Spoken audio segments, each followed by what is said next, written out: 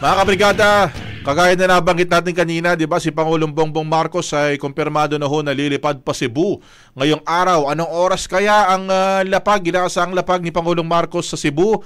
Kasi, di ba, galing siya dun sa Masbate, partner. Oh. Bumalik pa ulit ng Luzon.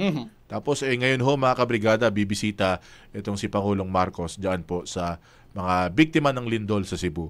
Anong oras kaya yan? Brigada Maricar Sargan, i-brigada mo. Brigada Live Report. Brigada Gab, Brigada Abs, baka sa mga oras na ito ay nasa Cebu na si Pangulong Ferdinand Marcos Jr. Although wala pang kumpirmasyon.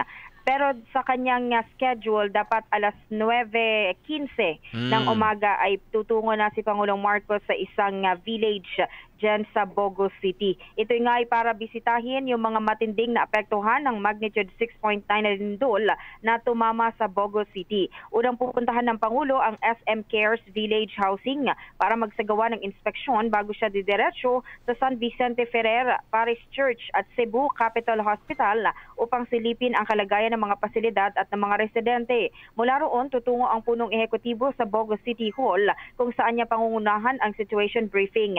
Hihinga ng ulat ng Pangulo ang mga kinauukulang ahensya hinggil sa kanilang agarang pagtugon at ilalatag din ang mga karagdagang hakbang para sa mga pangangailangan ng mga apektadong komunidad.